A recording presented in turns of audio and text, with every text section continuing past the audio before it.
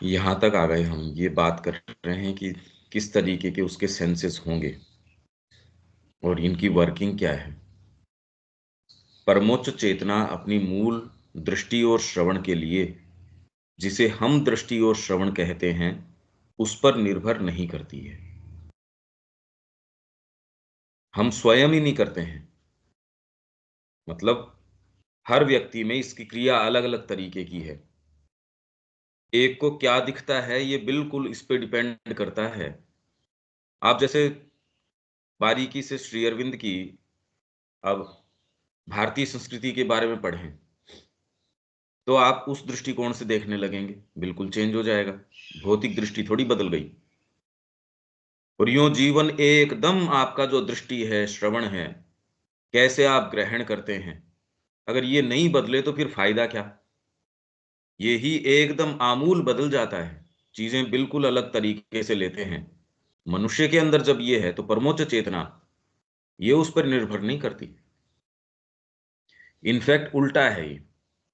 मनुष्य के अंदर भी शुरू में यदि आप बिल्कुल जड़ हो, बद्ध हो, तो आप इनसे अपनी नेसेसरी इंफॉर्मेशन ग्रहण करते हैं। पर धीरे धीरे आप भीतर कोई चीज देखते हैं, और ये तो खाली वेरिफिकेशन के लिए कि हाँ ये जगत इस तरीके का है, आप क्रिएट करते हैं उस तरीके से। प्रक्रिया उल्टी होनी चाहिए। यही हम योगिक साधन के अंदर पढ़ के आए थे कि इंद्रियां आधार नहीं है। आपका आधार तो वास्तव में डीपर जो बुद्धि है, और वो जो ओपन है दूसरी चीजों के प्रति, इंद्रियों के ऊपर इसको बाध्यकारी रूप से अपनी बात थोपनी चाहिए कि जगत को ऐसा देख। जो आपको साक्षात्कार है भीतर, इंद्रियां वो देखनी चाहिए, न कि इंद्रियां आपको क्या दिखाती है। इंद्रियां क्या दिखा सकती है? आंखें तेज होने से भी, अब एक कलाकार नहीं है, वो क्या देखेगा, और जो कलाकार है वो उसके अंदर क्या देख लेगा। अब ऑब्जेक्टिव क्या रियलिटी रही? कुछ नहीं। तो बजाय आप हर कुछ देखें, उसको वो देखें जो वास्तव में वो है, भी परमात्मा की मैनिफेस्टेशन है, वो देखें हम। तो परमोच्च चेतना अपनी मूल दृष्टि और श्रवण के लिए, जिसे हम दृष्टि और श्रवण कहते हैं, उस पर निर्भर नहीं करती है। तो मैं कह रहा हूं परमोच्च चेतना क्या, हम भी निर्भर नहीं करते हैं, और न करना चाहिए। यदि आप कल्चर्ड हो थोड़े बहुत, तो नहीं करना चाहिए। यह एक परम इंद्रिय के द्वारा क्रिया करती है, जो सृजनात्मक और व्यापक होती है, जिसकी कि हमारे भौतिक और अतीन्द्रिय दृष्टि और श्रवण बाहरी परिणाम और आंशिक प्रक्रियाएं हैं। न तो वह इनसे अनभिज्ञ है, न ही उन्हें अपनी क्रिया से बाहर करती है।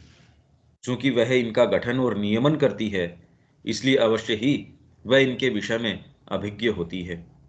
अवेयर है, वो जानती है, पर एक परमोच्च स्तर, परम धाम से इनके विषय में अभिज्ञ होती है। हम जिस तरीके से अभिज्ञ हैं उसकी उसको आवश्यकता नहीं है। भाई माँ ये कह रही है कि मैं जानती हूं तुम क्या कह रहे हो। व्यक्ति जो उनके पास समस्या लेके जा रहा है, पत्र लिख रहा है, ये थोड़ी कि माँ नहीं जानती, पर वो एक दूसरे दृष्टिकोण से हायर चेतना से जानती हैं, इसलिए वो उसका उत्तर दे पाती हैं। अगर माँ को ये वाली लेवल ऑफ कॉन्शियसनेस या इस दृष्टिकोण से कैसे नजर आता है उसका सेंस न हो, और खाली अपनी ही बात वो कहें, तो व्यक्ति तो रिलेट नहीं कर पाएगा। फिर वो चीज तो वो एक लिंक तो नहीं बन पाएंगे। यही तो सावित्री के बारे में था कि भाई वो लिंक है एक। तू भले जो भी होगी, पर तेरे को ये सारी चीजें वहन करनी पड़ेंगी। पर एक परमोच्च स्तर, परम धाम से इनके विषय में अभिज्ञ होती है, जो अपनी व्यापक दृष्टि में सभी कुछ समाहित करती है। क्योंकि इसकी आदि मूल क्रिया विष्णु की वह सर्वोच्च गति है, वेद हमें बताते हैं।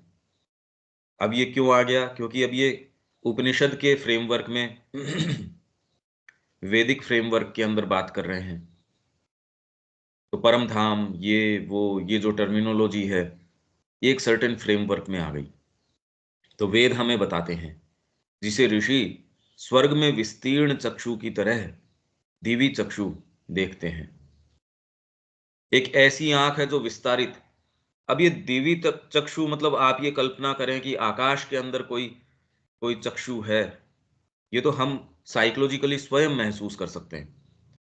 भी आकाश के अंदर या आप कोई हाई राइज बिल्डिंग है उसके ऊपर खड़े होकर देख रहे हैं, बड़ी दूर का नजारा दिखता है। पहाड़ी है उसके ऊपर खड़े होकर देखते हैं, एक पर्सपेक्टिव नजर आता है। तो श्री अरविंद तो आपको ये दिव्य चक्षु तो प्रदान कर ही रहे हैं, पूरे जगत को, पूरे मैनिफेस्टेशन को, जिस भी चीज को देखो उसके ऊपर ये दिव्य चक्षु प्रदान करते हैं। वर्तमान स्तर आप जहां हो वहां हो, उस पर्सपेक्टिव से देखते हो, आपके जीवन को बेटर गाइड कर सकते हो। अब मेरा रोल इसके अंदर क्या, मैं क्या करूं? तो स्वर्ग में विस्तीर्ण चक्षु की तरह देखते हैं, वही है जिसके द्वारा आत्मा अपने दृष्टि विषयों को देखती है और श्रवण विषयों को सुनती है। अभी देख नहीं रहे, सुन नहीं रहे, पढ़ लिया उससे, इन कानों ने तो सुन ही लिया, इन दृष्टि ने देख लिया। आपके कोई जो बाहरी मन है उसको भी थोड़ा थोड़ा कुछ ये अभी करना चाहिए, माँ का काम करना चाहिए। पर्सपेक्टिव अभी आया नहीं, इसलिए अभी भी ऐसे मुद्दों के पीछे अपनी एनर्जी, समय, सारी चीज लगा रहे हैं, जो अपने भीतर भी कोई चीज जानती है यार ये कर क्या रहे हैं, फिर भी उसको परपिचुएट किए जा रहे हैं। परंतु समस्त इंद्रिय अपना सच्चा मूल्य और अपनी निरपेक्ष तथा अपनी अमर यथार्थता केवल तभी प्राप्त करता है, समस्त इंद्रिय अपना सच्चा मूल्य, आप जो भी देख रहे हैं, सुन रहे हैं, टच कर रहे हैं। तो कृष्ण प्रेम ये कहते हैं कि भगवान के अलावा और कोई दूसरी चीज देखना डिल्यूडेड तरीके, विभ्रमित तरीके हैं देखने के, टच करने के, सुनने के। तो आपको हर जगह पर, इसका मतलब ये नहीं कि आपको सेंस नहीं है कौन सी चीज क्या, पर उसके अंदर माँ की वर्किंग किस तरीके से, आपकी अनन्यता चेंज हो जाएगी। तो इसलिए इंद्रिय अपना सच्चा मूल्य और अपनी निरपेक्ष तथा अपनी अमर यथार्थता, निरपेक्ष एब्सोल्यूट, अपनी जो उसकी जो निरपेक्ष चीज है, अभी तो सापेक्ष है, सच्चा मूल्य और निरपेक्षता, अमर यथार्थता, निरपेक्ष यथार्थता और अमर यथार्थता, रियलिटी तभी प्राप्त करता है जब हम मात्र बाहरी और भौतिक इंद्रियों की संतुष्टि का पीछा करना बंद कर देते हैं और अतीन्द्रिय, अतीन्द्रिय सूक्ष्म मन प्राण में सत्ता तक से भी परे इस आध्यात्मिक या सारभूत सत्ता तक चले जाते हैं, जो कि स्रोत और उद्गम है। यही सोर्स है, ये मूल सोर्स है। और व्यक्ति भी उतना ही कल्टीवेटेड है, इसमें संगीत है, साहित्य है, कला है, आपका इसके अंदर प्रवेश, ये नेशनल वैल्यू ऑफ आर्ट देखिए आप, कितना जबरदस्त था, कल्पना से परे है। वो आर्टिस्ट भी नहीं जानता कि ये काम होता है क्या। बाकी सभी कुछ ज्ञाता घटक और सच्चा मूल्य निर्धारक है। बाकी सभी कुछ का मतलब ये चीज जो आती है, ये इसलिए कहते हैं इसको ज्ञान प्राप्त हो गया, फंडामेंटली हो गया। मतलब जिस दृष्टिकोण के ऊपर वो है, अब वो दृष्टिपात करता है, वो यूं थोड़ी है कि कोई वो गूगल है साहब, कोई भी चीज उसके अंदर डालो तो कोई ना कोई उत्तर तो लेके आएगा ही, ऐसा नहीं। ये महात्मा जी तो रियलाइज्ड हैं। तो मतलब ज्ञान उसको जितना जरूरी है उतना आ जाएगा, उसके अलावा कोई सुपर ईगो थोड़ी है वो। यहां किसी से भी आप कोई प्रश्न करते हो, वो ऐसी अथॉरिटी से उसका उत्तर देने की कोशिश करता है, जबकि जो सिंसियर आदमी होगा वो कह देगा इसका नहीं पता। भाई आवश्यकता क्या है सारे का पता होने की? जितना आवश्यक है आपके कार्य के लिए उतना आपको ज्ञान है, और उतने की ही आवश्यकता है। बाकी सभी कुछ ज्ञाता घटक, सभी कुछ का ज्ञाता घटक और सच्चा मूल्य निर्धारक है। यहां तक के सेंटेंस ठीक है देविका जी? क्लियर है। ठीक है विवेक, आगे चलते हैं। हाँ भैया। हमारे अंदर चीजों का गुप्त, अब इसमें क्या है कि अपन सिलेक्शन जो कर रहे हैं बीच बीच का, जितना आवश्यक पोर्शन है, जैसे यहां अपन ने सपोज ये है, यूं तो ये ही कितना अनइंटेलिजिबल है, अबोधगम्य है ये सारा का सारा। अब कहां से तो प्रवेश करें इन जो आपके हैं, और लोग कह रहे हैं इन उपनिषदों पे कमेंट्री है, ये है वो है, अब उसका कितना मूल्य होता होगा। हमारे अंदर चीजों का गुप्त और अतिचेतन आध्यात्मिक बोध ही है जो उन वस्तुओं को अतीन्द्रिय और भौतिक इंद्रिय बोध के लिए उनका अस्तित्व, मूल्य और उनकी वास्तविकता प्रदान करता है। गुप्त और अतिचेतन आध्यात्मिक बोध आपके अंदर जो है, गुप्त बोध है, और ये गुप्त रहता नहीं, धीरे धीरे धीरे धीरे ये आपके लिए आपकी सहज क्रिया का अंग बनना शुरू हो जाता है। जैसे एक विचारक सोच पाता है, अब कोई भौतिक क्रिया थोड़ी है सोचना, पर एक विचारक के लिए तो एक रोजमर्रा का सा काम है। कोई लिख रहा है, उसके लिए लेखन की जो प्रक्रिया है, वो अब कोई गुप्त प्रक्रिया नहीं रह रही। भाई लिखावट तो चलो उसके ऊपर आ रही है, पेपर के ऊपर, पर कहाँ से आ रही है? कितनी कितनी फैकल्टीज व्यक्ति के अंदर होती हैं, बहुत फैकल्टीज हैं। तो गुप्त और अतिचेतन आध्यात्मिक बोध, ये पर बिल्कुल अलग चीज है, ये इन फैकल्टीज का मोहताज नहीं है। ये कोई सी न हो, और ये अतिचेतन आध्यात्मिक बोध आपके अंदर हो, ये बिल्कुल संभव है। इनफैक्ट यदि दूसरे और आडंबर आ गए, वो तो आपकी एंट्री को और मुश्किल बना देंगे। आपको सूक्ष्म चीजें नजर आती है, आगे पीछे का नजर आता है, इशारे मात्र से आप बीमार है उसको ठीक कर देते हैं। ये तो बहुत मुश्किल कर देता है आपका कोई भी सिंसियर परस्यूट है उसको, क्योंकि सिंसियरिटी आत्मा का ही एकमात्र अभिजात्य है, और कोई दूसरे भाग को तो अपनी बाजारीकरण के अंदर है। अभी वर्तमान में कुछ नहीं है, उसमें इतना मुश्किल है इसमें प्रवेश। अगर कुछ और हो जाए, कितना मुश्किल है। तो ये गुप्त कह रहे हैं, ये धीरे धीरे आपके लिए एज सच इतनी गुप्त रहती नहीं, पर इस गुप्तता का कोई अंत नहीं है, इसलिए आप जहां भी हो उससे और गुप्त तो रहेंगी। आपको सेंसेस डेवलप हो जाएंगे, देखने से आप तुरंत व्यक्ति को थ्रू एंड थ्रू देख सकते हैं, ये रे फालतू बात कर रहा है, या ये बिल्कुल सच्चा आदमी है। बाहरी कर्म इसके कुछ भी हों, ये बाहरी कितने भी इमोरल एक्ट कर रहा हो, और वो ही एक व्यक्ति चाहे सारे दिन राम राम कर रहा हो, माला जप रहा हो, भागवत का पारायण कर रहा हो, कुछ भी कर रहा हो, आप कहेंगे इससे थोड़ी दूरी बना के रखो, बस ठीक है। तो गुप्त और अतिचेतन आध्यात्मिक बोध जो है, उन वस्तुओं को अतीन्द्रिय और भौतिक इंद्रिय बोध के लिए, अतीन्द्रिय इंद्रियों से परे का, और भौतिक इंद्रियों के लिए, और भौतिक इंद्रियां भी आप जो सोच रहे हैं खाली उतना ही नहीं, इससे इनकी क्षमता, ये तो पढ़ के गए हैं हम योगिक साधन के अंदर। तो इन इंद्रियों के लिए, अतीन्द्रिय और भौतिक इंद्रिय बोध के लिए उनका अस्तित्व, किसका? उन वस्तुओं जो आपकी डीपर चीजें हैं, उनको क्या कर देता है? इन इंद्रियों के लिए उनका अस्तित्व, मूल्य मूल्य और उनकी वास्तविकता प्रदान करता है। अभी वर्तमान में आप ये कहें भाई पता नहीं, क्योंकि आपके लिए अस्तित्व है ही नहीं उनका।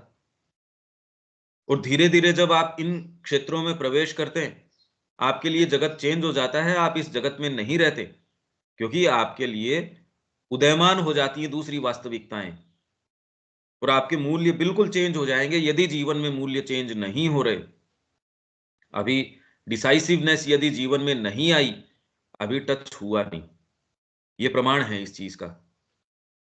आप क्या कर रहे हो क्या नहीं कर रहे हो वो एक अलग बात है, कितना कर पा रहे हो कितना नहीं कर पा रहे हो वो एक अलग बात है, पर डिसाइसिवनेस तो करूंगा, तो यही यही वाला काम करूंगा। अब जो है सो है, अगर ये नहीं है, माँ का भी कर लेना चाहिए, मैं माँ को बोलता हूं मैं इनसिंसियर हूं, मैं ये हूं वो हूं, ये नहीं, ये डिसाइसिवनेस तो आई जाती है।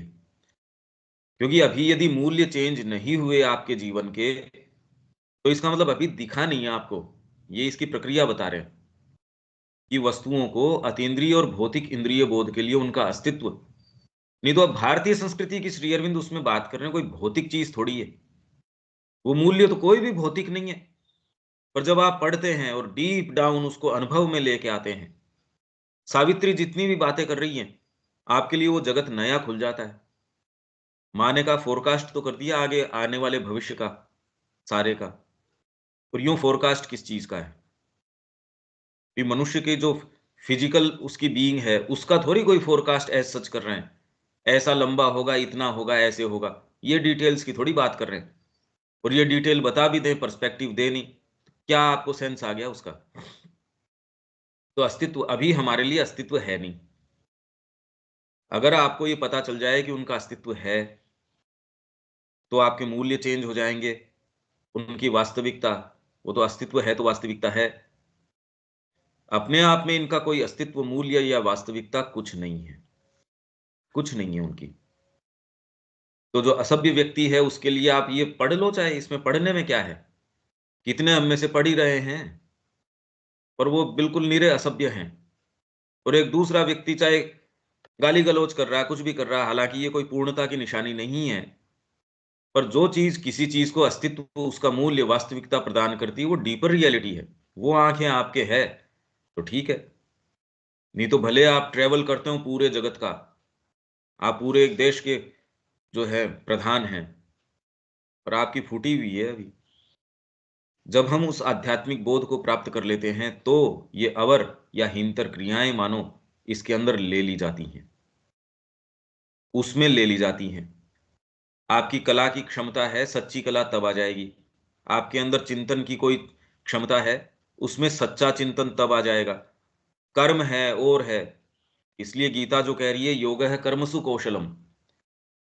आपके कर्मों में कुशलता तब है जब आप योग कर रहे हो। दूसरे इसकी व्याख्या ये करते हैं कि कोई भी कर्म परफेक्टली करो और फिर वो योग हो जाएगा। और आजकल कुछ ये उसमें और जोड़ते थे कि फिर बाद में अपन इसको माँ की तरीके से करते हैं, इसके तरीके से। अरे तू पहले माँ का हो जा, तब तेरे जो कर्म होंगे वो ऑटोमेटिकली फ्लो करेंगे माँ की जो तेरी अंतरंगता है उससे। ये एक जो ये साफ-साफ कह रहे हैं, ये अवर या हीनतर क्रियाएँ इसके अंदर ले ली जाती हैं। आप देते हो, ये करते हो, मैं सोच के करता हूँ, मैं सोचता हूँ फिर ऑफ़र करता हूँ माँ को, ये करता हूँ। ये होता नहीं इस तरीके से। अभी कर रहे हो इसका मतलब 2 फाड़ हैं, 2 चीज़ें हैं। आप हो, माँ हैं, उनको आप ऑफ़र कर रहे हो। ये इस तरीके की प्रक्रिया होती नहीं। साइकोलॉजिकली यदि आप महसूस करें, तो कहीं न कहीं एक विभेद है। जब आप माँ के हो तब प्रक्रिया, इसका मतलब ये नहीं आप सिद्ध हो गए। हाँ, पर प्रक्रिया चेंज हो जाएगी। उसका साइकोलॉजिकल जो एनालिसिस है वो अलग है। तो ये अवर मतलब इंफीरियर, नीचे की या हीनतर क्रियाएँ, ये ले ली जाती हैं उस आध्यात्मिक बोध के अंदर। आप फिर बाद में अलग तरीके से देखते हैं। आप डीलिंग कर रहे हैं तो चेंज हो जाएगी। आप कोई भी काम कर रहे हैं, अल्टीमेटली उसको चेंज करने की ताकत इसी के अंदर है। आप गलती भी करेंगे तो ये चेंज कर देगा उसको, देर-सवेर। और ये फंडामेंटल भीतर कोई चीज़ ग्रहण करने वाली ये नहीं है, और अभी भी आधार कामना का या आपका मैं का या जो का भी है। अगर माँ उसके केंद्र में नहीं है, तो फिर आपके पास वो नेसेसरी पावर नहीं है। उसका ये है कि जीवन में कॉम्प्रोमाइज़ ही चलेगा। प्रत्यक्ष उसका ये है कि कॉम्प्रोमाइज़ चलेगा। वो कॉम्प्रोमाइज़ किसी भी चीज़ को लेके हो सकता है, कि भई ये उद्देश्य तो हम ले रहे हैं, क्या ये हो पाएगा? बिना डिग्री क्या हो पाएगा? बिना इसके जीवन कैसे चलेगा? ये साधन तो चाहिए ही। अपन चांस कैसे ले सकते हैं? ठीक है, माँ का काम कर लेंगे, पर ये चांस तो कैसे लिया जाए? या भई ये पैसे अगर नहीं होगा तो ये कहीं न कहीं ये सारे कॉम्प्रोमाइज़ व्यक्ति, ये निश्चित इसका प्रमाण है। यदि आप किसी स्तर के ऊपर, और वो तो व्यक्ति खुद ही जान सकता है, कोई दूसरा तो क्या जाने कि आप क्या कर रहे हो, क्या नहीं कर रहे हो। क्योंकि आप बाहरी तरीके से ऐसा काम कर सकते हो जो आध्यात्मिकता की रेंज में नहीं आता, और आप बिल्कुल आध्यात्मिक हो सकते हो। और आप सारे वही काम कर रहे हो जो आध्यात्मिकता के हो, और बिल्कुल आपका कोई लेना-देना ही ना हो उससे। तो ये तो आपको खुद की साइकोलॉजी सँभालने की बात है। ये सारी की सारी क्रियाएँ, हीनतर क्रियाएँ इस बोध में ले ली जाती हैं, तब आप काम कर सकते हो। कर्म का आधार तब है, अगर ये आधार नहीं है तो आप कर्म कैसे करोगे? कर्म नहीं कर सकते, और आपके पास कोई मानक नहीं है कि मैं कर क्या रहा हूँ। दूसरा व्यक्ति आध्यात्मिक बोध उसको थ्रू एंड थ्रू है। सारे दिन वो जो है कोई कोर्ट कचहरी कर रहा है, कोई व्यापार कर रहा है, कोई ऐसे काम कर रहा है जो यार इसका आध्यात्मिकता से क्या संबंध? उसको फुर्सत ही नहीं है 1 मिनट बैठ के ध्यान करने की। इनफैक्ट शांति से उसको फुर्सत मिलती है तो भी ध्यान की तरफ उसका इंक्लिनेशन कोई हो, ये आवश्यक नहीं है। और दूसरा कह रहे हैं अरे ये तो ध्यानस्थ है। 6 घंटे सुबह ये प्राणायाम करता है, फिर बाद में ध्यान करता है। इतने इसके अंदर ये चीजें खुल गई। डॉक्टर ने उसको लास्ट स्टेज कैंसर की बताई थी, उसके अंदर कोई ऐसी चीज जागृत हुई, वो 5,000 कपालभाति कर रहा है। मतलब मैं ये आपको प्रैक्टिकल उदाहरण दे रहा हूं, नाम तो बताने से फायदा नहीं। और वो कह रहे हैं अब उन डीप मेडिटेशन के अंदर जाते हैं लोग, बड़े प्रभावित हैं उससे।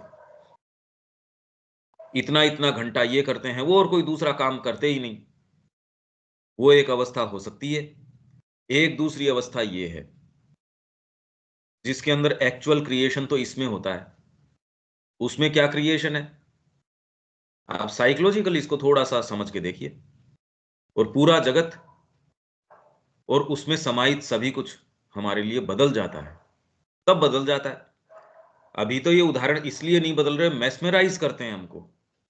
और फिर जब श्री अरविंद के दृष्टिकोण से यूं देखते हैं तब ये लगता है यार इसकी वैल्यू नहीं है। चकाचौंध तो बहुत है, पर ये बिल्कुल बेकार है।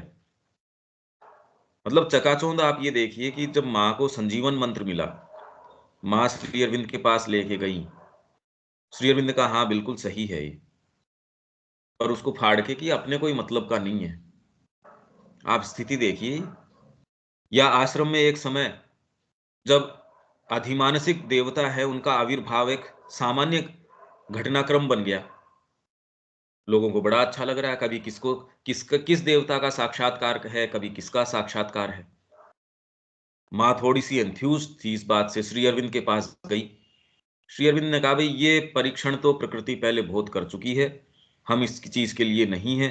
एक इशारे मात्र से वो जो सारा फॉर्मेशन था उसको तिरोहित कर दिया, लुप्त कर दिया।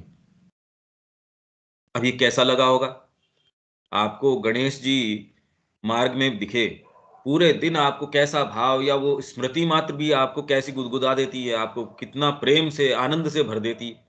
उसको हटा लिया, आप दूसरे कहे नए तो स्वयं दर्शन देते हैं, साल में 4 बार तो ये दर्शन देते हैं। अब ये कोई अच्छी चीज हमको मिल रही थी, इसको और तिरोहित कर दिया। अब बताओ कैसे, हमको तो यहाँ खाली उनका रूटीन अगर देखो, कोई अगर डाइनिंग हॉल में है तो मेरा तो ये है साहब, सुबह सब्जी काट दो, दोपहर को काट दो, शाम को काट दो। किसी डिपार्टमेंट में है, भाई आपकी प्रकृति रिजेंटमेंट तो ऐसी ही करती है। फिर वो कहेगी मेरे तो और कोई काम नहीं है। भाई एक्चुअल में आपने सबने आश्रम की सारी व्यवस्था देखी है। देखने में जब आप विजिटर होते हो बड़ी सुंदर लगती है, जब प्रतिदिन अनुशासन में आप आ जाते हो वो ही व्यवस्था आपको बिल्कुल अच्छी नहीं लगती। वो व्यक्ति अच्छे नहीं लगते, वो माहौल अच्छा नहीं लगता, वो भोजन अच्छा नहीं लगता। क्योंकि वाइटल को तो दूसरी चीज चाहिए, उसको भली कुछ भी चीज कुछ भी दे दो सारी, तो भी उसको तो समस्या दूसरी है। तो सब कुछ बदल जाता है और भिन्न और अभौतिक मूल्य धारण कर लेता है। इसका मूल्य एकदम चेंज हो जाता है। यदि आपके जीवन के नहीं बदल रहे तो आप थोड़ा ध्यान दीजिए। भाई इस ग्रुप में बैठे सारे के सारे अभिप्सा रखते हैं मूल्य जीवन के चेंज होने चाहिए, और ड्रास्टिकली चेंज होने चाहिए। आप ये सोचते हो कभी किसी समय हो जाएगा, उससे ज्यादा तेज गति से तो आपकी हेल्थ डिटीरियोरेट हो रही है। आपकी जो क्षमताएं हैं, जो पीछे आप देख रहे थे, उसमें आपकी आई साइट है, या आपके जो जितनी एनर्जी आप फील कर पा रहे थे उसमें आप अंतर देख रहे हैं, पर उतना उछाल, जितनी तेजी से ये चीजें हो रही है उतनी तेजी से चेतना में उछाल कहाँ, या डिसाइसिवली आपके कदम कहीं किसी और उठ रहे हो वो कहाँ। कॉम्प्रोमाइज है, उसको थोड़ा अच्छे से सीख जाते हो बस। हमारे अंदर की वह मास्टर चेतना वस्तुओं के हमारे संवेदनों का संवेदन प्राप्त करती है। इसी को बोलते हैं आंखों की आंख है, आपके जो स्पर्श है उसके पीछे का स्पर्श है। जैसे उपनिषदों में वो कह रहे हैं, याज्ञवल्क्य कह रहे हैं पत्नी पत्नी के लिए आपको सुखद नहीं लगती, उसके अंदर जो ब्रह्म है उसके लिए लगती है। मित्र है मित्र के लिए नहीं, उसके भीतर जो परमात्मा है उसके लिए सुखद है। तो फिर बाद में व्यक्ति का मूल्य चेंज हो जाएगा, उसके आप गुण दोष विवेचन नहीं करेंगे। उसमें कोई ऐसा पार्ट है जो माँ की तरफ आकृष्ट है, आप अपने सारी रिसोर्स उसके पीछे झोंक देंगे, अरे एक चीज है। दूसरा कहेगा अरे यार इस व्यक्ति के पीछे ये तो बिल्कुल मक्कार आदमी है। आप उस चीज को देख रहे हो, अरे इसके अंदर जो दूसरी चीज है वो इतनी कीमती है, उसके लिए तो सब कुछ दे दिया जाए वो कम है।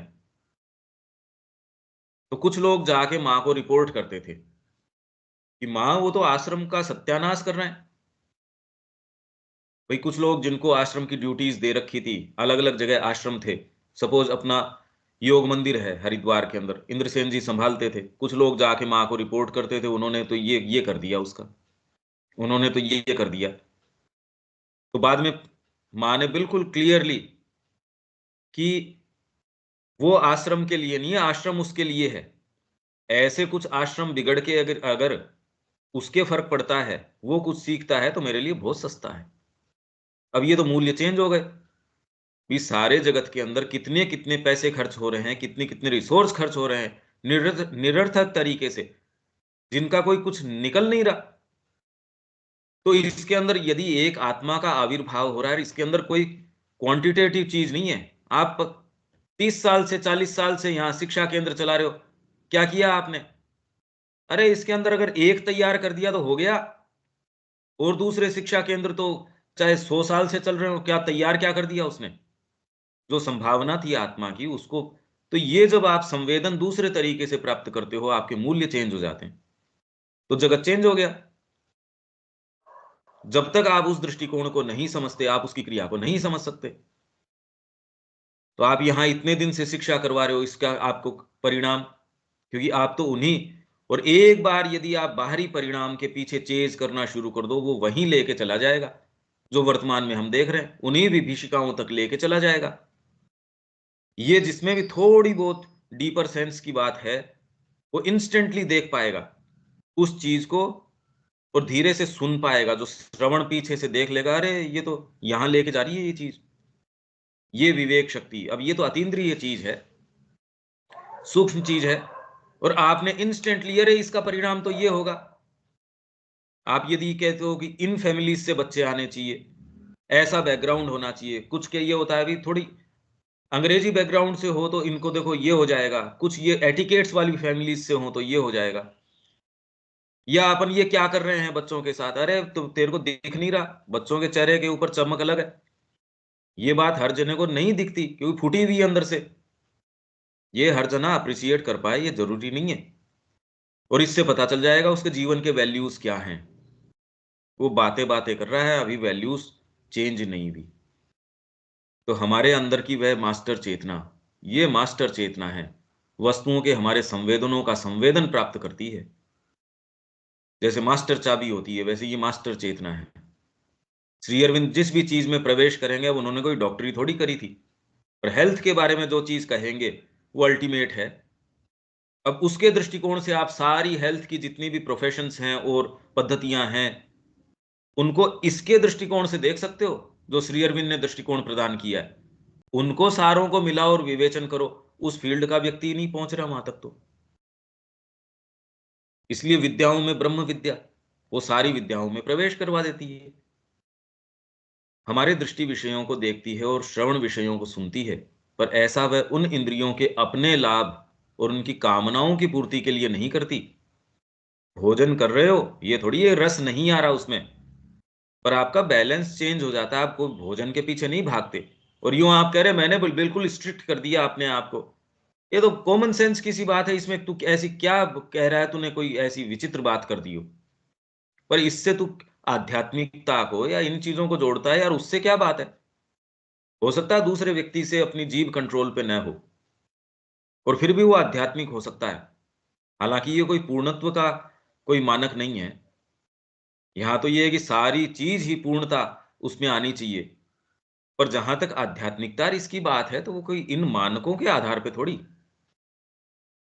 अभी तो उस स्वयं विद्यमान आनंद के आलिंगन के साथ करती है। स्वयं विद्यमान, जो किसी हेतु के ऊपर, किसी चीज के ऊपर नहीं, कि मैं ये कर लूं तो मेरे को आनंद आ जाए, मैं ये नहीं करूं तो मेरे को इससे थोड़ा बचाव हो जाए। वो तो सेल्फ एग्जिस्टेंट है, स्वयंभू है, आनंद के आलिंगन के साथ करती है जो कुछ करती है। और तभी क्रिएशन कर सकते हो आप। आपको अभी तो अपनी नौकरी में थकावट आती है, वर्तमान ढांचा क्या कर दिया गया, काम की डिसयूटिलिटी हो गई। पहले रोक नहीं सकते थे, उसका राइट है कि तुम मेरे को कैसे रोक सकते हो, इसमें तो मेरे को आनंद आ रहा है। जब कर्म है वो आनंद का आधार और एक्सप्रेशन बन जाता है, आप क्रिएशन को कैसे रोक सकते हो? और उसकी क्वालिटी, उस वो तो सुप्रीम क्वालिटी की चीज आएगी। आपको तो आनंद आ रहा है, आप सेकंड रेट चीज कैसे बनाएंगे? और अभी जो हो रहा है, वो तो आप दूसरों की बात छोड़ दीजिए, भाई और दूसरों पे लागू क्यों करें, हमारे अपने ऊपर लागू करना चाहिए हमको। तो हमको इसमें नहीं आ रहा, इसलिए माँ के काम में भी कोताही बरतते हैं। जहां अपना सही कोई व्यापार से संबंधित हो उसमें ध्यान देंगे, अरे यार इसमें खर्चा लगता है, इसमें ये क्या होता है। इसलिए ये तो कोई अपनी बात थोड़ी, ये तो माँ के समय माँ कहती है, लोग आते हैं मेरे से ये कहते हैं माँ कितना पैसा वेस्ट हो रहा है, और मैं इंतजार कर रही हूं कोई आके ये क्यों नहीं कहता है कि माँ कितनी चेतना वेस्ट हो रही है। ये भी दृष्टिकोण ही नहीं है, क्योंकि उनको अभी उसका स्वाद नहीं आया। बातें बातें हैं, तो हमको इसमें बुरा मानने की बात नहीं है, तो उस समय माँ कह रही है। यहाँ एक नहीं है जो ऐसी बात करता हो आके, जिसका कोई आदि या अंत नहीं होता, जो अपनी स्वयं की अमरता में शाश्वत होता है। जब आप इस भूमिका के ऊपर रहते हो, तब आप एक्चुअल कर्म कर सकते हो, तब कर्मयोग हो सकता है। उससे पहले इसकी संकल्पना तक भी नहीं हो सकती। आपको पता ही नहीं। भी अब पशु कहे कि मैं मनुष्य के स्तर के ऊपर जाके ये करूंगा, तो मनुष्य पशु को संकल्पना में ही नहीं है, उसको कंसेप्शन ही नहीं है कि मनुष्य के जो जो वैभव हैं। तो वैसे ही आप ये कहो कि मैं माँ का ये करूंगा और ये हो जाएगा जीवन में ऐसे। अरे अभी आपको क्या पता कि चेतना क्या करेगी क्या नहीं करेगी, अभी हमको कंसेप्शन में नहीं है वो बात। ये बहुत ज्यादा डीप चीज है, और यूं आपको सूक्ष्म लग रही है, और यूं जो है एक्चुअल जीवन में प्रवेश ही तब होता है, और इसी के लिए हम आए हैं। ये श्री अरविंद कोई दूरस्थ चीजों का वर्णन कर रहे हो ऐसा नहीं है, ये तो आपको प्रोत्साहित कर रहे हैं, रे आपके सामने ये चीजें हैं, ये लेटेंट हैं, इसमें जाओगे तो ही मनुष्य कहलाने लायक हो। नहीं उससे पहले तो कोई मनुष्यता तो है नहीं। ठीक है, ये अपना एक हो गया। दीपक जी, देविका जी। मतलब जो मास्टर यहाँ कॉन्शियसनेस है ये वो बातें अलग समझ से में काम नहीं कर आई। एक सेकंड, देविका जी का ले लेते हैं, फिर दीपक जी आपका ले लेते हैं। हाँ देविका जी। मास्टर कॉन्शियसनेस है वो अलग से अंतर में काम कर रही है, और जो हम अवेयर है वो अलग से है, यानी कि हमारे अंदर दो दो प्रक्रिया चल रही हैं। जो वह हम नहीं, ये थोड़ी कह रहे हैं। यहां से देखो आप, चलो ये मैं पैराग्राफ फिर बोल देता हूँ, इस पैराग्राफ की तो बात है ना आपकी। हाँ जी, हाँ जी। ठीक है। अच्छा ये आपके दीपक जी, फिर बाद में आपका भी इसी के अंदर ले लेंगे। जी, मेरा कहना है कि यहाँ एक कह क्या रहे हैं समझ में नहीं आया। हम जबकि ये लोअर नेचर के क्षेत्र में विचरण कर रहे हैं, तो क्या ये कह रहे हैं कि यहाँ भी श्री माँ को ही देखना है?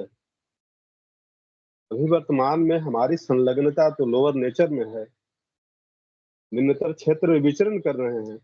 तो ऐसी स्थिति में क्या कह रहे हैं कि यहाँ भी भगवान का आप दर्शन कीजिए। चेंज हो जाएगा वो, आपके जब इन सेंसेस के माध्यम से आपका कोई ये सेंस, यही तो मैं कह रहा हूं, ये सेंसेस आपको लगता है इससे आप देख रहे हैं, पर आप भी तो अपनी अलग अलग अवस्था पे अलग अलग देखते हैं। बचपन में आप जगत को एक देखते थे, और अभी आप जब श्री अरविंद को पढ़ रहे हैं तो आपकी फिजियोलॉजिकली आंखें थोड़ी चेंज हो गई। पर आप जगत को, भारतीय संस्कृति उनकी पढ़ के देखो, और उसके ऊपर गहन चिंतन करो, तो आपको ये ढांचा धीरे धीरे धीरे धीरे प्रकट होने लगेगा। मानो जहां से भी एक पूरा ढांचा आके पूरी पजल आपके सामने प्रत्यक्ष होने लगेगी, तो कहीं कहां से आ गई। अब वो उसमें लोअर और हायर की तो कोई ऐसा सच बात नहीं है। आप जहां भी हो उसके अंदर श्री अरविंद का वर्णन, ये जो आपको है, वर्णन नहीं है, ये तो आपकी खुद की स्टेट्स हैं, उसके अंदर प्रवेश करवा देगा। तो ये कह रहे हैं कि ये इंद्रियां यही वाली नहीं रहेंगी आपकी। ये तो हम देख ही रहे हैं, कलाकार का जो कान है, एक संगीतकार है, बहुत अच्छा प्रकांड संगीतकार है, उसके ये कान थोड़ी होता है, इतना जबरदस्त सेंस होता है। राजनीति के अंदर भी आप ये देखिए, जिसको बहुत अच्छा टैक्ट है इस चीज का, वो जानता है शब्द का प्रयोग कैसे करना है। भाषा नई थोड़ी ले आता है वो क्या कह रहा है, उसके अंदर क्या बात है, उसका हो सकता है साथ में सेक्रेटरी सारे दिन रहता है, उसको भी सेंस नहीं हो इस चीज का। वो तो सेक्रेटरी सारे टाइम ही रहते हैं, वो तो नौकरीशुदा लोग हैं। प्रधानमंत्री चेंज हो गया, वो दूसरा आ गया, वो तो वो का वो ही है। तो इसमें जो आपका जो सेंस है, ये जगत का निर्माण करता है, लोअर और हायर की बात नहीं है।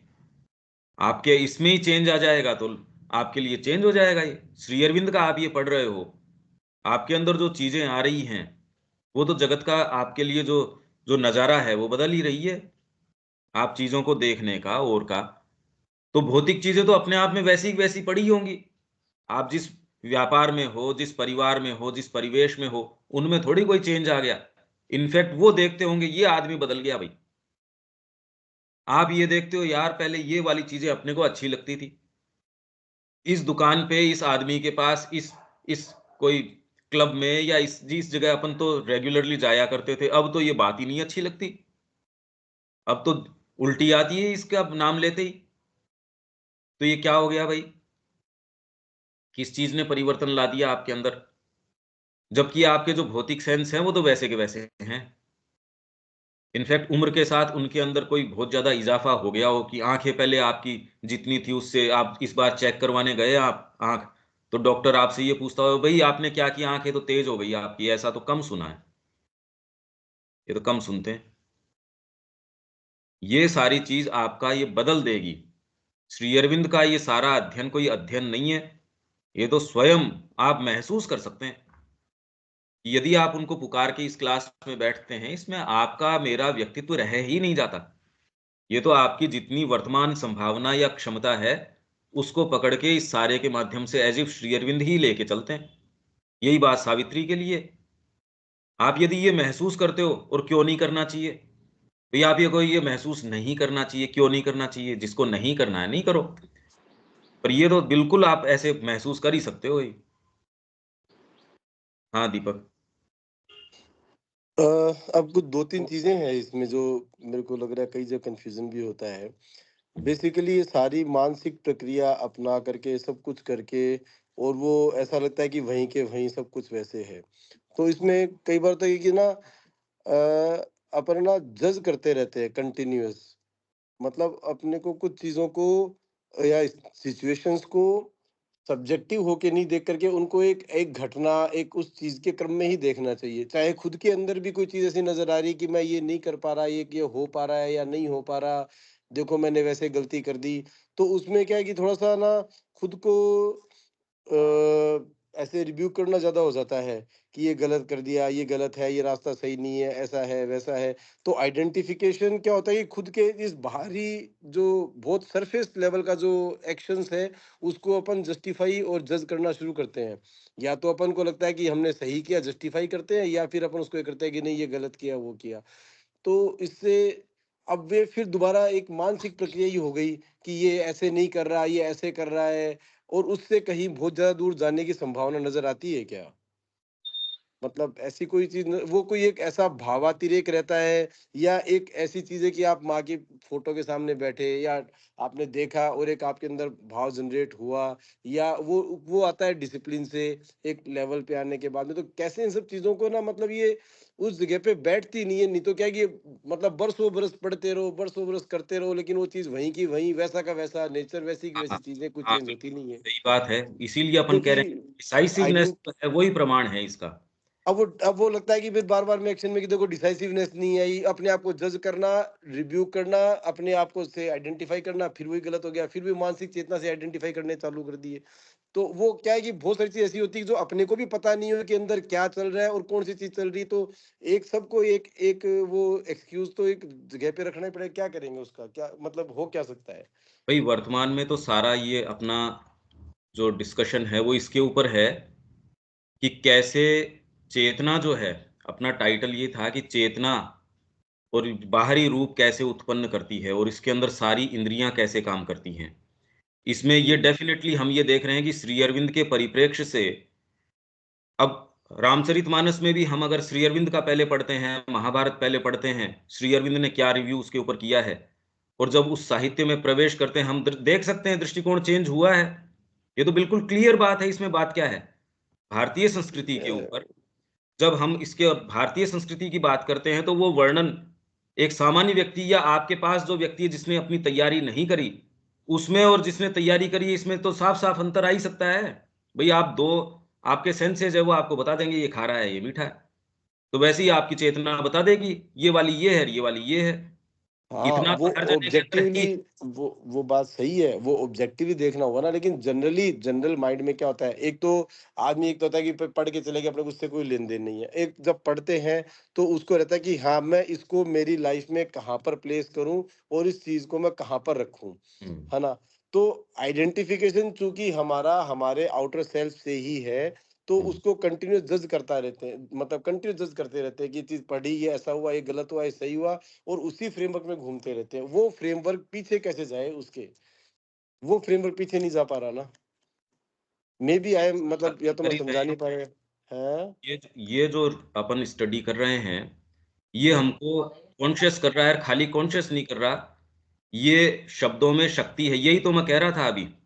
मैंने ये कहा कि आप अगर श्री अरविंद को बुलाते हो, तो वो ये खाली अध्ययन नहीं रह जाता। वो आपको पकड़ के ऐसी यात्रा, और आपके सामने रोज़ इस तरीके की चीज़ें सामने आती हैं, जो बिल्कुल आश्चर्यचकित कर देती हैं। अरे! ये तो नया एक सत्य आया। और ये हर जने के लिए अपना-अपना है। इसी पूरे डिस्कशन में मेरे को ऐसा लगेगा, ओहो! ये बड़ी गंभीर बात आई। रविकांत जी को लगेगा ये बड़ी विचित्र बात आई। और ये इसकी विचित्रता है, और ये इसकी जीवंतता है। आप इससे क्या ग्रहण करते हो वो सब्जेक्टिव बात है। और आपका जो ऑलरेडी गठन है और एन्सेम्बल है, उसमें नया तत्व ले आएगा। वो वैसा ही नहीं छोड़ेगा उसको, वैसा कैसे छोड़ सकता है?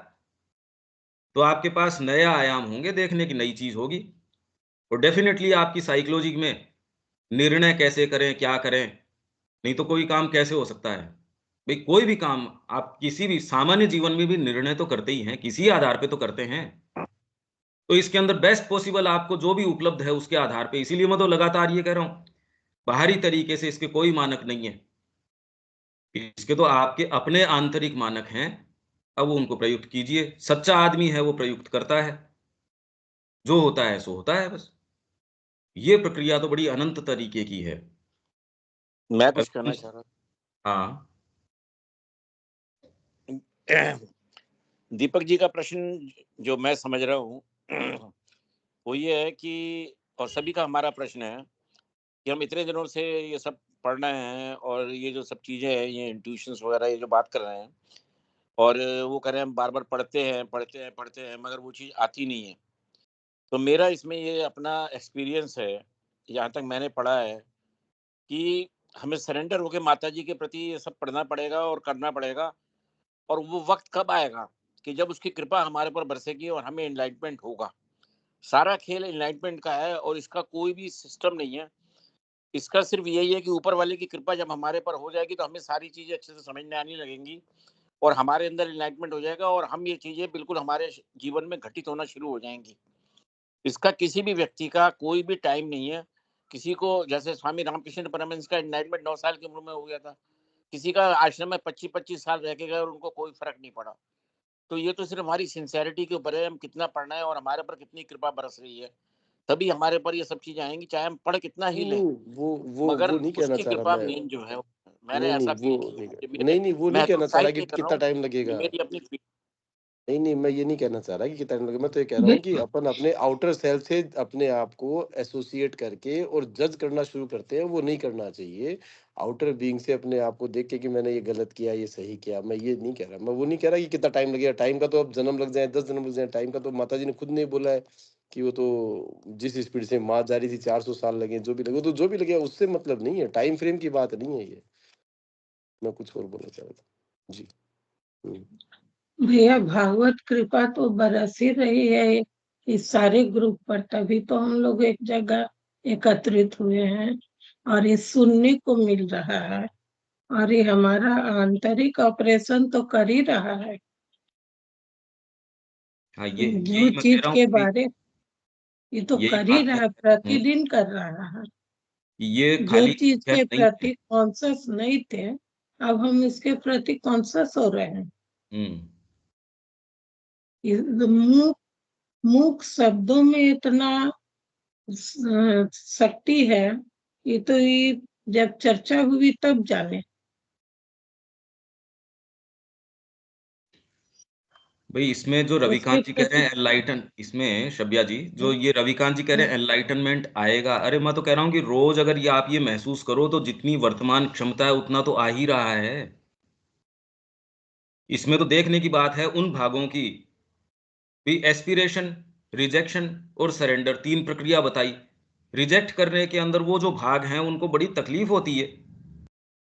जब समय आपके पास आता है, सही मोड का निर्णय नहीं करते, हमेशा ही कहीं न कहीं कोई न कोई कॉम्प्रोमाइज़ करते हो और फिर बाद में ये कहते हो कि ये वाला रास्ता गलत आ गया है यार, तेरे को जब मुड़ना था।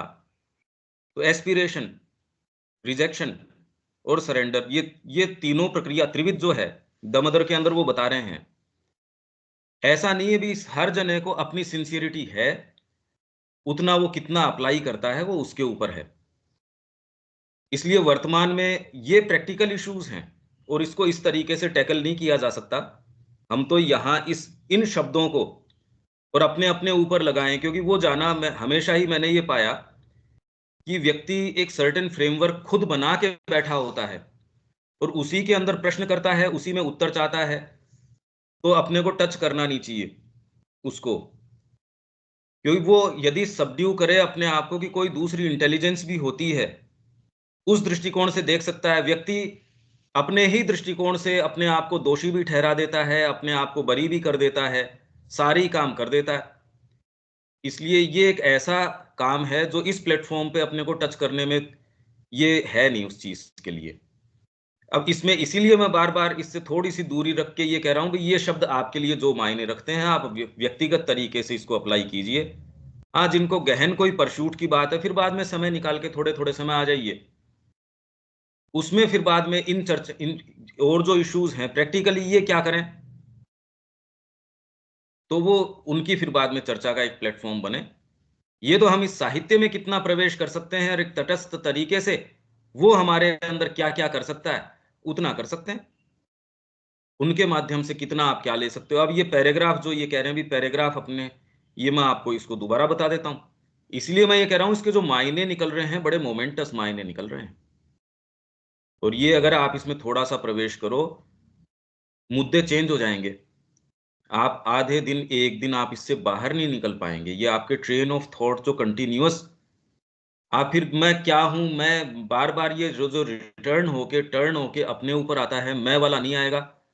आप तो इस भान में रहेंगे यार ये तो बड़ी जबरदस्त चीज है। इन दोनों के अंदर आप देख सकते हो कि चेतना की क्रिया में थोड़ा अंतर है। ये दोनों जो चीजें हैं, फिर आपका आग्रह है कि मेरा एनलाइटनमेंट या ये, इस पे भी नहीं होता। पर इनफैक्ट ये जो चमत्कार का भाव है ये पूरा और गहरा आता भी नहीं। अब ये भी तो दोनों बातें हैं ना इसमें। एनी हाउ, हमारे अंदर चीजों का गुप्त और अतिचेतन आध्यात्मिक बोध ही है जो उन वस्तुओं को अतीन्द्रिय और भौतिक इंद्रिय बोध के लिए उनका अस्तित्व, मूल्य और उनकी वास्तविकता प्रदान करता है। तो ये गुप्त और अतिचेतन आध्यात्मिक बोध जो है आपके अंदर, धीरे धीरे धीरे धीरे श्री अरविंद के संपर्क से आपके अंदर दूसरा पर्सपेक्टिव, भाई हम में से कौन है जो जिसके ये पर्सपेक्टिव नहीं बना रहे श्री अरविंद, इसलिए ये तो बन ही रहा है।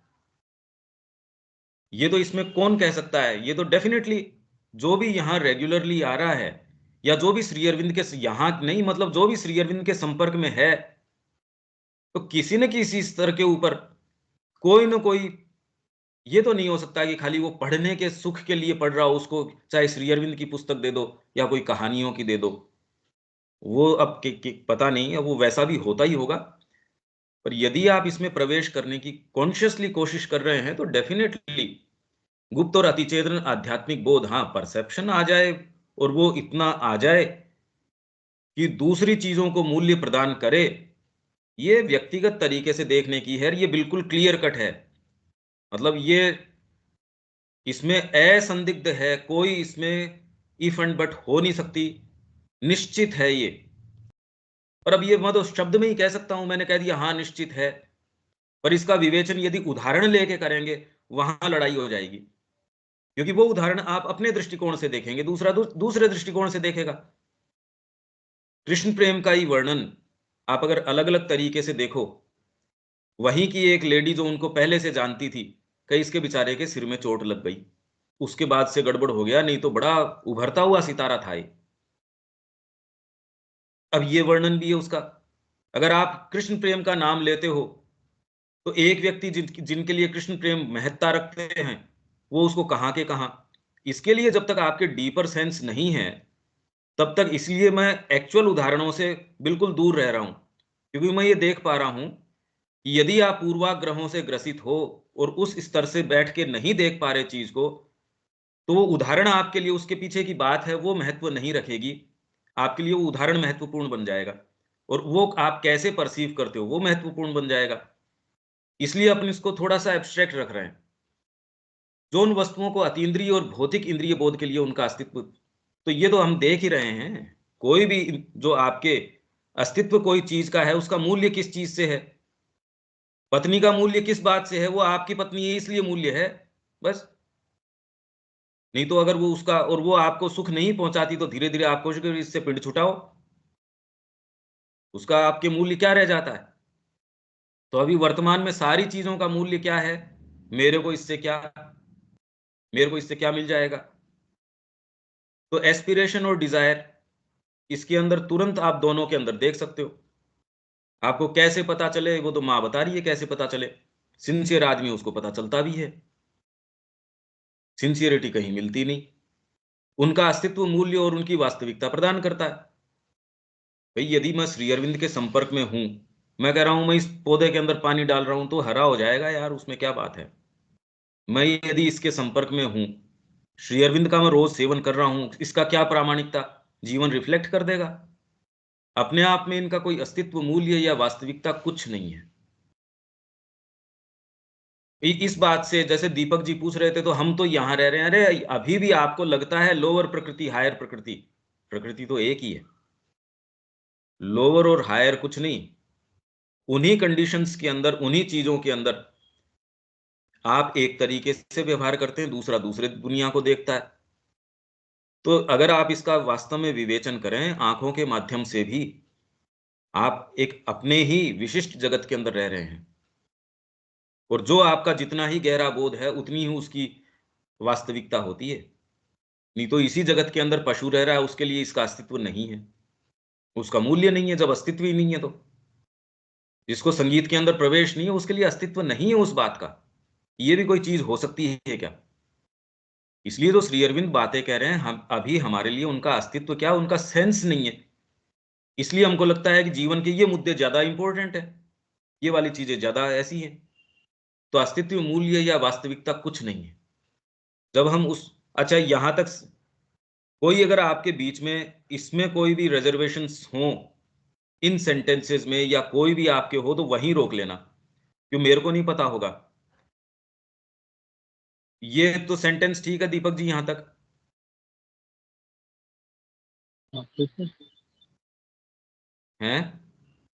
जी, ठीक है, ठीक है। ये तो ऑब्वियस सी बात है, इतना विवेचन तो कोई भी मनुष्य कर पाता है, इसमें बात क्या है? भाई जिस फील्ड में आपको सेंस ही नहीं है, फोटोग्राफी का जिसको सेंस नहीं है, और जो बहुत ज्यादा अच्छा फोटोग्राफर है, तो दूसरा कहेगा यार इसको पहले तो इसकी बैकग्राउंड तैयार करो, इसको तू क्या समझा रहा है, इसकी ऐसी डिटेल समझा रहा है, इसके लिए वो है ही नहीं। तू ऐसी बातें बता रहा है जो है ही नहीं इसके लिए। तो हमारे लिए सुंदरता और ये है ही नहीं नेसेसरी, हमको वो ग्राउंडिंग ही नहीं तैयार करी शिक्षा ने, तो हमारे लिए उन चीजों का वजूद नहीं है। तो जो एक्चुअल में सही जो क्षेत्र हैं वो हमारे लिए सील बंद हैं, संगीत है, कला है, या एक्चुअल में सच्चा खुल के दिल से आदान प्रदान है, महसूस ही नहीं होता। जहां आप एक कॉज के लिए या इसके लिए, ये जो ऐसी चीजें हैं, फ्लॉलेसनेस है, स्पष्टवादिता है, ये जो माँ के गुण हैं, ऐसे लगता है यार ये संभव होते हैं क्या? क्योंकि एक्चुअल में दिखते किस तरह, विनम्रता, क्योंकि विनम्रता का एक्सप्रेशन से हम ये मानते हैं कि वो नाक रगड़ रहा होगा, या स्पष्टवादिता का मतलब ये है वो कड़वे बोल बोल रहा होगा, साहस का मतलब ये है वो तलवार लेके ही निकल पड़ा होगा। कोई जरूरी नहीं है ऐसा। सबसे बड़ा साहस तो है आप शांति से अपने खुद के लोअर नेचर के ऊपर विजय प्राप्त करें। तो श्री अरविंद कह रहे मैन की मैनहुड इसके अंदर है, पौरुष इसके अंदर है। जब हम उस आध्यात्मिक बोध को प्राप्त कर लेते हैं, तो ये अवर या हीनतर क्रियाएं मानो इसके अंदर ले ली जाती हैं, और पूरा जगत और उसमें समाहित सभी कुछ हमारे लिए बदल जाता है। ठीक बात है। क्यों आप किसी साइट के ऊपर जाएंगे, अगर उसकी मूल संकल्पना, नक्शा आपको पता नहीं है, तो वहां जो क्रियाएं काम हो रही, जो चीजें हो रही हैं, वो उसका आपको सेंस नहीं आएगा। फिर आपको ये पता चल जाएगा अच्छा मूल इसकी संकल्पना ये है, इसका जो आर्किटेक्चर है ये इस तरीके का है।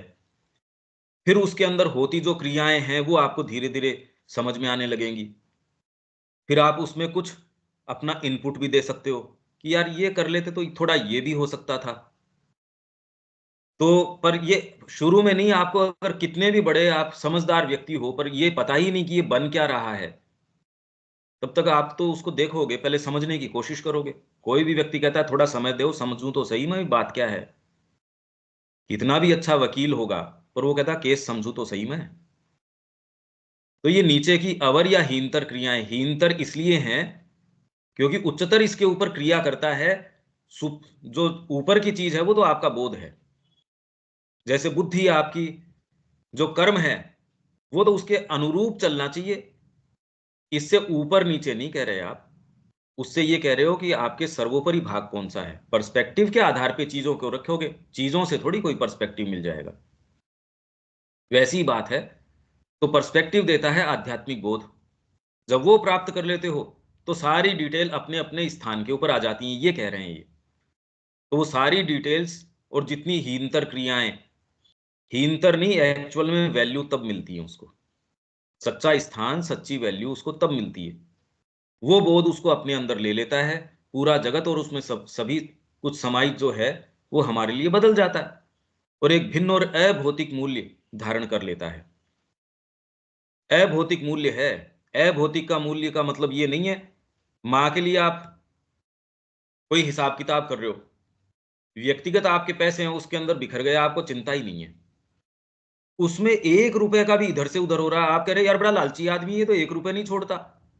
और जिसको सेंस है वो कह रहा है इसके मूल्य दूसरे हैं, ये माँ के उसमें तो टच ही नहीं करने देगा, तो इसको निष्फिक्र रहो।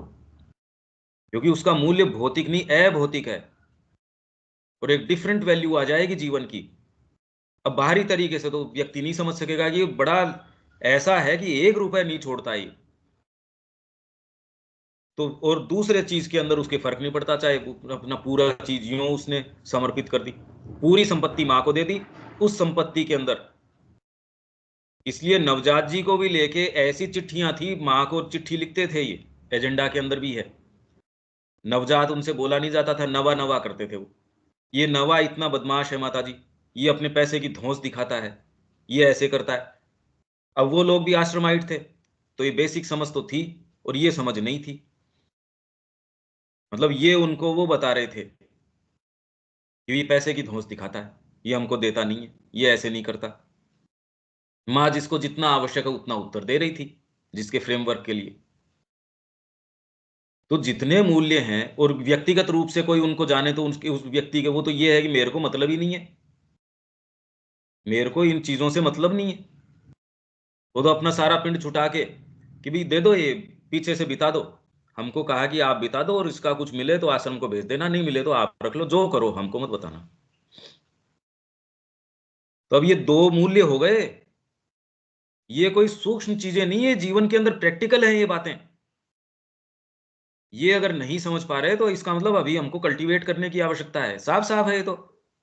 माँ के पत्र, श्री अरविंद के पत्र, ये तो हमको अगर आप थोड़ा सेवन करें चीजों को, इस तरीके से थोड़ा दृष्टि से देखें, तो अब 2 रिपोर्ट हो गई।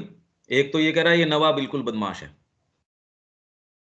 ये मैं उदाहरण से इस एक उदाहरण ठीक है, पर व्यक्ति जो भी इसमें फिर बाद में इस उदाहरण को पकड़ के उसके ऊपर बिल्ड करना शुरू कर देगा, मूल मुद्दा है उस पर नहीं आएगा। हमारे अंदर की वह मास्टर चेतना, वस्तुओं के हमारे, अब ये मास्टर चेतना है।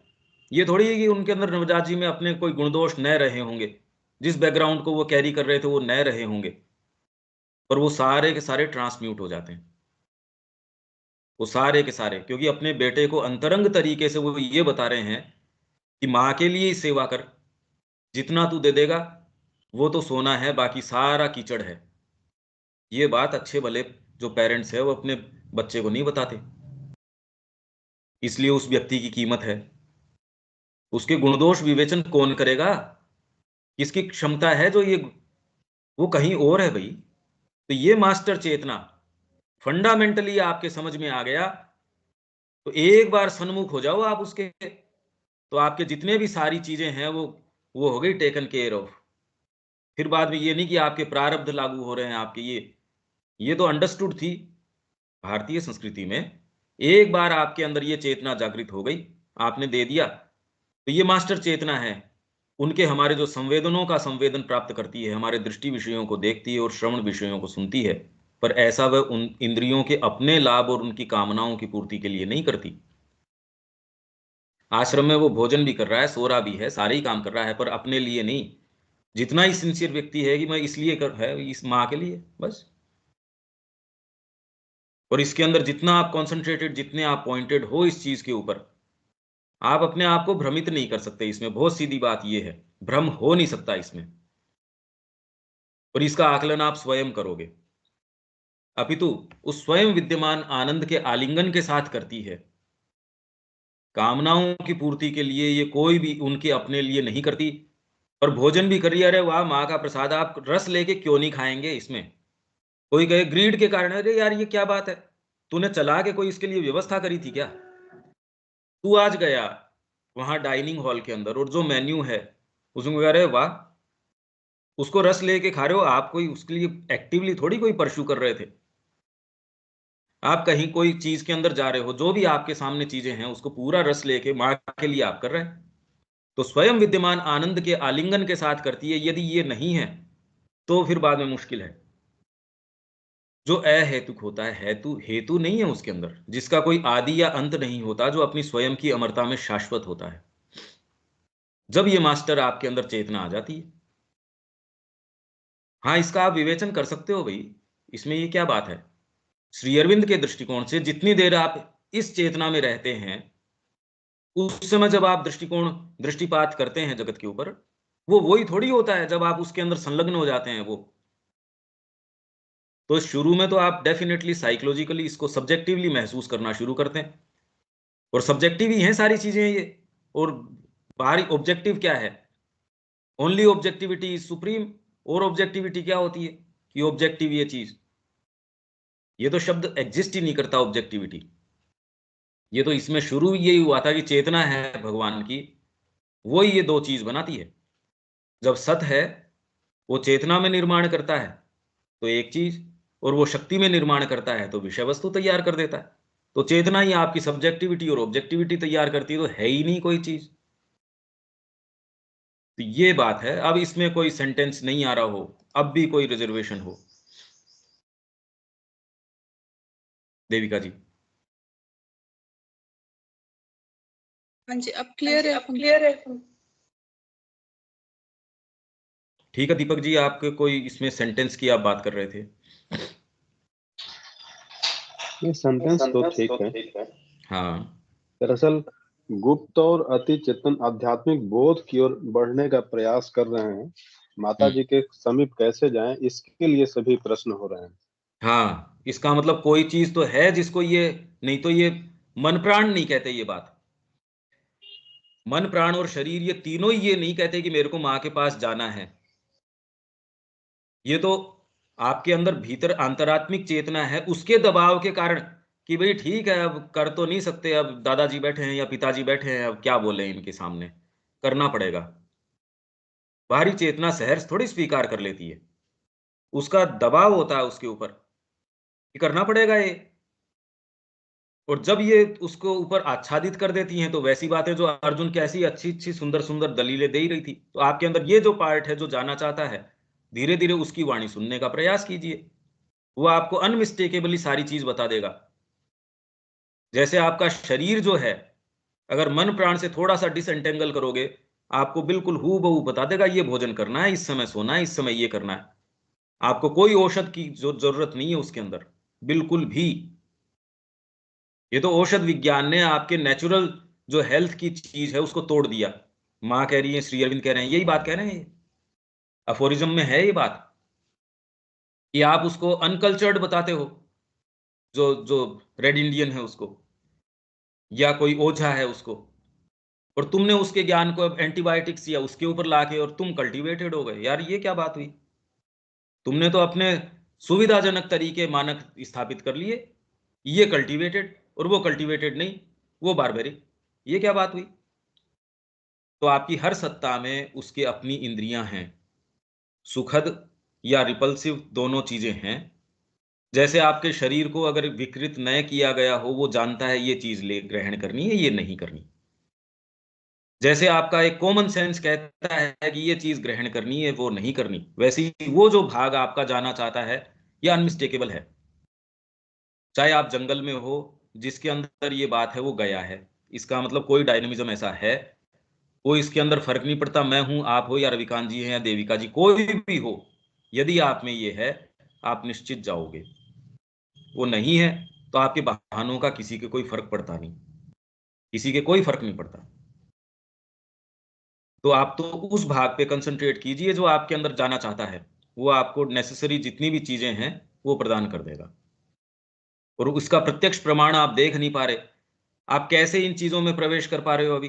क्योंकि कहीं ना कहीं आप में ये रही होगी, आप में कोई पुकार जरूर रही होगी, नहीं तो आप ऐसे संपर्क में आए कैसे?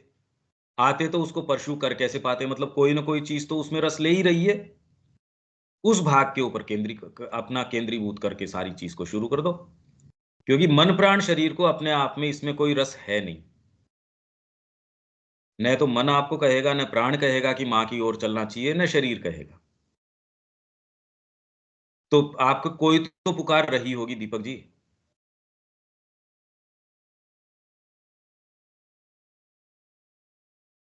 हेलो।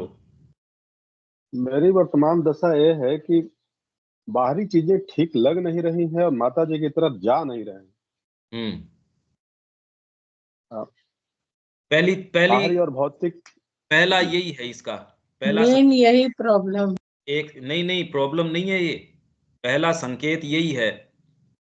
अगर आपको जीवन की उन्हीं चीजों में अगर रस आ रहा है तो आप कहीं नहीं जा रहे हैं, आप कहीं भी नहीं जा रहे हैं। आप चाहे केंद्र चला लो, मतलब 1994 से एडमिशन में 94 से सारे लोग वही आए थे जो सोसाइटी चलाते हैं, क्योंकि हमने कहीं और एडवर्टीजमेंट दिया नहीं। 94 से तो एडमिशन मैं ले रहा हूं यहाँ पे, और वही लोग हैं जो ये कह रहे हैं हम तो स्वयं केंद्र चला रहे हैं। मैं इन बातों में जाना नहीं चाहता क्योंकि ये बड़ी ऑफेंड करती हैं। परिस्थिति ये है, उन्हीं के बच्चे उन्हीं की बात, और कुछ समय बाद में सबसे पहले वही उसको लेके जाते हैं दोबारा, ये तक नहीं बताते, क्योंकि रुचि चेंज नहीं हुई अभी जीवन की, उसी चीजों में रस आ रहा है। ये अचूक प्रमाण है कि आप कहीं नहीं जा रहे। अगर रस उन्हीं चीजों में है तो इसका मतलब अचूक प्रमाण है आपका। अगर रस नहीं है तो डेफिनेटली आप उस भाग को टटोलिए। साधना और कुछ नहीं है। श्री अरविंद इसमें सिंथेसिस में कह रहे हैं आपके रिएक्शंस हैं, भीतर आपके अंतरात्मा है, वो बाहर आने की कोशिश करिए। जैसे बीज फाड़ के निकलने की कोशिश कर रहा है, जमीन फटती है, थोड़ा इधर उधर ये होता है, वो रिएक्शंस हैं। अंतरात्मा बाहर आने की कोशिश करेगी, रिएक्शन करेगी। कुछ जो यहां इन चर्चाओं से आहत होते हैं, मैं समझ पाता हूं वो क्यों आहत हो रहे हैं, क्योंकि सिंसियरिटी जानती है गड़बड़ है, बाहरी प्रकृति उसको जस्टिफाई करने की कोशिश करती है, वो आहत होती है। वो ऐसे शब्द चाहती है जो कि मेरे शब्द उसको जस्टिफाई करें। भाई न तो मैं जस्टिफाई कर रहा न खंडन कर रहा, मैं तो ये जो शब्द हैं उनको खोल के आपको बता रहा हूं और मेरे अपने जीवन के अनुभव से बता रहा हूं बस। और वो अनुभव रोज ग्रो करता है, मैं आपके साथ ग्रो कर रहा हूं, इसलिए मेरे को ये महसूस होता है श्री अरविंद आते हैं वो पकड़ के अपने को लेके चल रहे हैं। हाँ, पर मैं इतना ये मेरे को ये नहीं है कि मेरे को सेंस न हो कि कोई व्यक्ति क्यों आहत हो रहा है, वो क्या पूछ रहा है, मैं थ्रू एंड थ्रू जानता हूं। इतना कोई बेवकूफी, क्योंकि आध्यात्मिक बोध आपको सबसे पहले तो ये क्लैरिटी दे देता है, उसको खुद को ही नहीं पता कि वो क्या पूछ रहा है, उसके पहले शब्द से हमको पता होता है वो क्या बोल रहा है। पर ठीक है, एक ग्रुप में बैठे हैं अपन। तो आप जो कह रहे हैं वो तो पहली चीज है ही है। अगर वर्तमान ढांचे में आपको अच्छा लग रहा है, आप कहीं नहीं जा रहे, भले आपके रेलिक सेंटर हो और आप कुछ भी हो, कुछ भी कर रहे हो, आप कहीं नहीं जा रहे हो यदि आपके मुद्दे चेंज नहीं हो रहे तो। ये पहला इंडिकेशन है। आत्मा ये कह रही है मेरे को इससे रस नहीं हो रहा भाई। जिस भोजनालय के अंदर आपको रस नहीं आ रहा, आप एक दिन चले जाओगे, 2 दिन, तीसरे दिन तो नहीं जाओगे। और अगर उसमें खूब रस आ रहा है तो आपकी वहां से छुट्टी कैसे होने वाली है? नहीं जाओगे, वो खुद भी धक्का दे के बाहर निकाल देगा, तो भी खिड़की से कूद के चले जाओगे, यार ये तो चाहिए मेरे को। वैश्यालय में चले जाओगे, चाहे वो धक्का मार के आपको बाहर निकाल दे, इसका मतलब रस है। रस नहीं है तो पकड़ पकड़ के भी ले जाएंगे, आप भागने की कोशिश करोगे। अब ये तो साइकोलॉजिकल प्रक्रिया है। कोई दूसरा कहे हम कैसे जज करें, ऐसे करें, यार साफ साफ है ये, तेरे अंदर कहीं ना कहीं कोई चीज है जो इसको जस्टिफाई करना चाह रही है, तेरी गंदगी को, इसलिए तेरे को तकलीफ हो रही है।